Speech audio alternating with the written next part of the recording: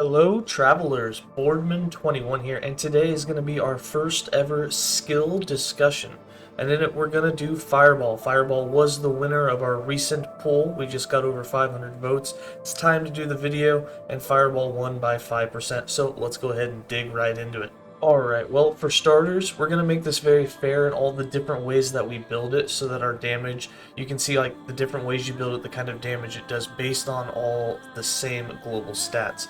So the only thing that we're going to be wearing is the Cinder Song, and this is just to kind of show off the extra projectiles and the damage you can get from that as well. Of course, wearing a normal staff, you will have 1 to 2 less projectiles in some of the cases, or when you take the solo projectile, you might just have a little less damage. But obviously a crafted item will have more adaptive spell damage and will probably do more damage overall. But we're going to do all of this based around the Cinder Song. We have no passive points in, we have nothing we're wearing other than that. And this is just going to be completely based on basically the default version of the skill. Some good things about Fireball is, one, it does synergize with another skill. It does synergize with Meteor, which actually helps Meteor be useful. Meteor itself is a whole nother skill discussion with some of the things that it needs, but we'll leave that for another time. Other good things about Fireball is it looks amazing and it feels good to use, but unfortunately some of the bad things is in combat it tends to fall off compared to other skills. Mainly though, all of those problems can be associated with what kind of nodes you can find inside of its tree.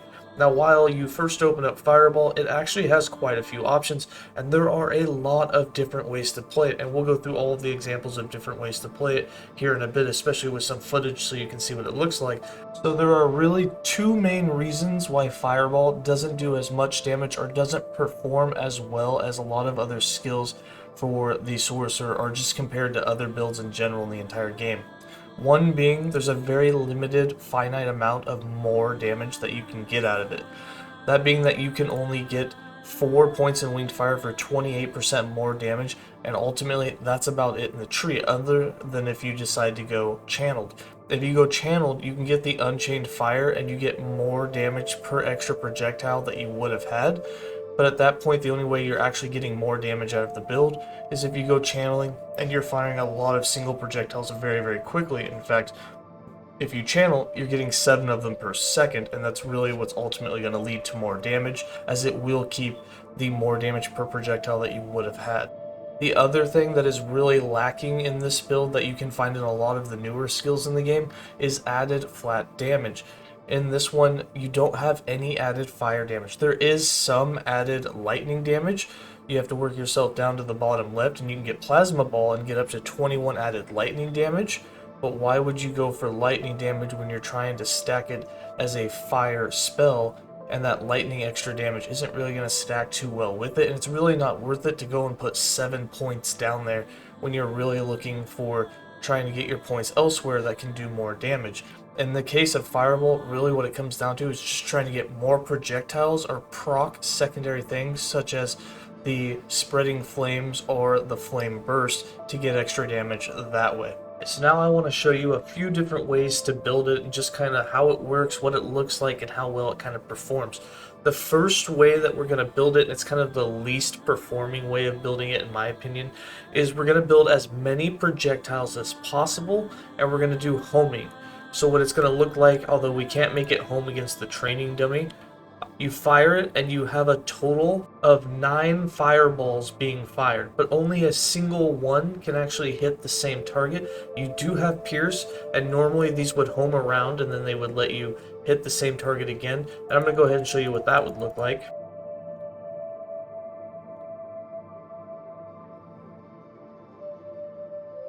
And as you could tell, for this setup, it's a lot of projectiles, it's a lot of homing, a lot of enemies being hit. However, it's not very damaging, and our tooltip is only 342 damage per second. And of course, that's with the Cinder Strike and no other passives or gear or anything else on.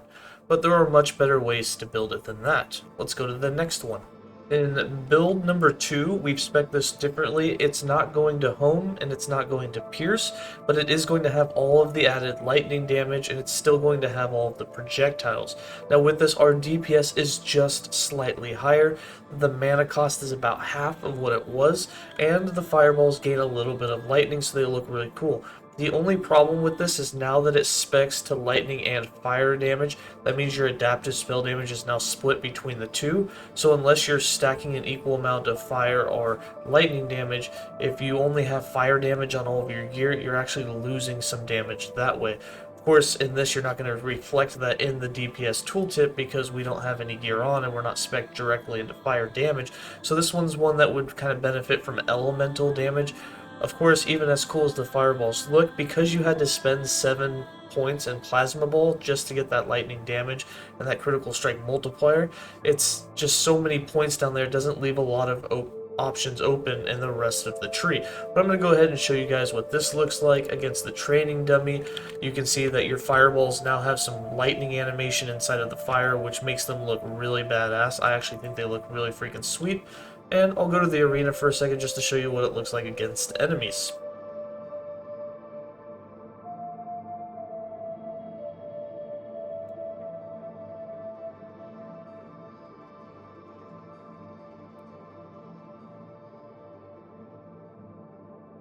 Alright, for build number 3, we're going to get into a little bit higher DPS, and the way that we got this setup is going to have about 4 to 5 times more damage than the previous 2 setups, and the mana cost will be even lower. Obviously, you can tell it being more mana efficiency, having 5 times the damage. This is obviously going to be a much better setup. You're also going to have secondary procs that are going to deal even more damage. So the way that we have this one set up is that we're going to take advantage of Embers, which has all your projectiles fire in sequence instead of in a cone form, and the projectiles can all hit the same target.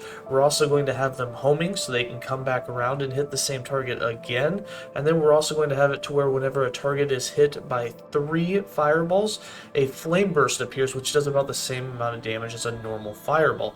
So with this setup, we're going to have the 3 points in winged fire for some more damage, the 4 points in piercing heat for 100% pierce chance. Then we're going to have the 2 extra projectiles on our cinder strike, as well as 2 extra projectiles from fire spray, which gives you 5 projectiles total. With Embers, that's halved, it rounds up. You have 3 projectiles, and then you get 2 more projectiles with Dancing Fire. These projectiles are not reduced by the halving of Embers, which means that you have a total of 5 fireballs that will go off, which also means that you don't need to put the 2 points in Volatile Flames if you don't want. You can throw both of those points into Mana Spear, which will reduce the cost, and if you get +1 level to it, which is the tier 1 on, I believe it comes on Helm. It might come on chest, but I believe it comes on Helm. If you get just 1 more point on there, you can get -3, which will make the mana cost for the skill actually 0, and it would be free to cast, so you can infinitely cast it. However, with the setup, we will home with 3 fireballs hitting the same target. You'll get Flame Burst.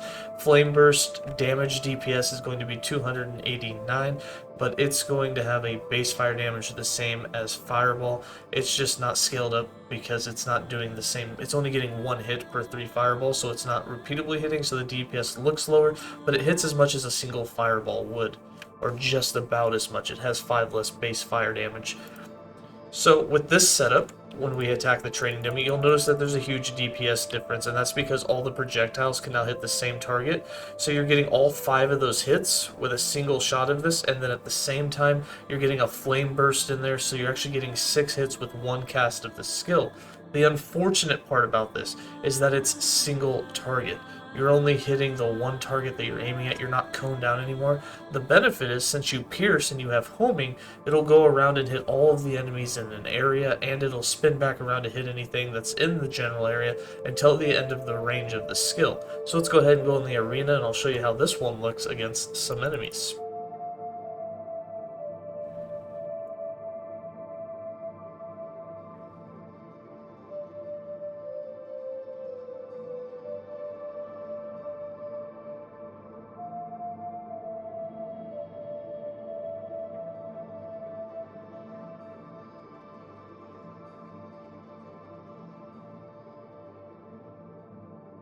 And now for the final way that I like to build it, it's with channeling it. And the reason I like channeling is you don't have to put into embers for the projectiles to fire in a sequence and still hit the same enemy. When you channel, you automatically get that benefit, and you get 7 fireballs per second that are going to continuously be fired in a row. The other thing is, for every extra projectile that you took, you now get a 12% more damage multiplier, and then that makes you want to build into getting extra projectiles. Here we're just going to have the 2 extra projectiles on Cinder Song and then 2 extra projectiles from Fire Spray. The other big thing that we did here is we put 1 point in Piercing Heat, which is really going to increase the channel cost, but with 7 points in Immolated Core, that 70% fire penetration is huge for the build, and you can see that our DPS is almost 6,000 damage per second, which is 4 times more than the sequential firing that we were doing with Embers and all of those projectiles, and it's about 10 times more than the first few builds that we did that were based around non-channeling and having the cone form instead of single projectiles coming out. It is a huge boost of damage. We are getting 6,000 DPS wearing nothing, no passives, no armor, wearing Cinder Strong with only 21 adaptive spell damage. You can see why this is definitely the best way to go. For damage, it is a very expensive way to go, and you're going to go through all of your mana in just 4 seconds, which means you're either going to be having to use Mana Strike or you're going to have to be focusing with it. Let's go ahead and show what this does against the train dummy and a little bit of gameplay against the arena. And as you can see, all of those firing in a row, it is just an onslaught. It's basically a flamethrower, but again, you only get 4 seconds out of it and you're going to be out of mana.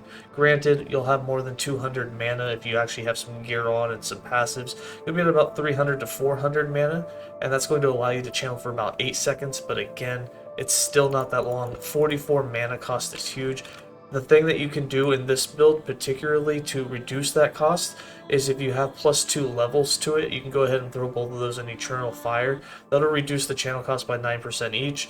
If you put 2 points in there, or if you have an Exalted item and get 3 or 4 points in there, you can actually reduce that cost back down to under 30 with 4 points.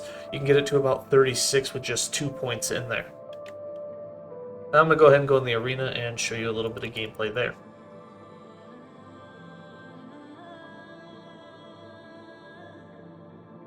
Alright, that's going to be it for the different ways that I'm going to build it and show it off. Hopefully it gave you some ideas. You can see kind of how the DPS changes, certain ways that you do it. You can see just how much of a difference that fire penetration does. You can see what it looks like when you add a little bit of lightning damage. You can see the difference between the cone and a lot of projectiles, the difference between sequential and having a bunch of projectiles in a row, and channeling, which is just a non-stop flamethrower. Hopefully it gave you some ideas, maybe something you'd like to try, or you saw something that was really cool. But again, as the first skill discussion video that I've done, I'm not 100% sure exactly what to show you guys or what exactly to talk about for the good, the bad, and just, you know, what we'd like to suggest for the skill itself. But my total TLDR for this is just going to be that I would like to see a more damage modifier node and a couple of more spots on it, and I'd like to see it synergize perhaps a little bit more with skills. Now, Meteor does allow it synergy with Fireball, but Fireball doesn't really synergize back, meaning there's nothing in this tree that allows it to actually utilize another skill. Meteor utilizes it, but it doesn't utilize anything else. So I'd really like to see that. I'd also like to see it if you added in the lightning damage, that actually just converts it to a straight lightning damage type, so you don't have the fire in it anymore. Of course, you could say that kind of makes it like static because it's now a lightning ball, but of course it would be nice to have the options to use single tag elements, as the damage always stacks a little bit better for that. Alright, that's going to wrap it up for this build. Let me know in the comments below if you liked it, didn't like it, what you want changed, or what more you'd want to know about skills in general as we continue these videos in the future. And as always, travelers, stay safe.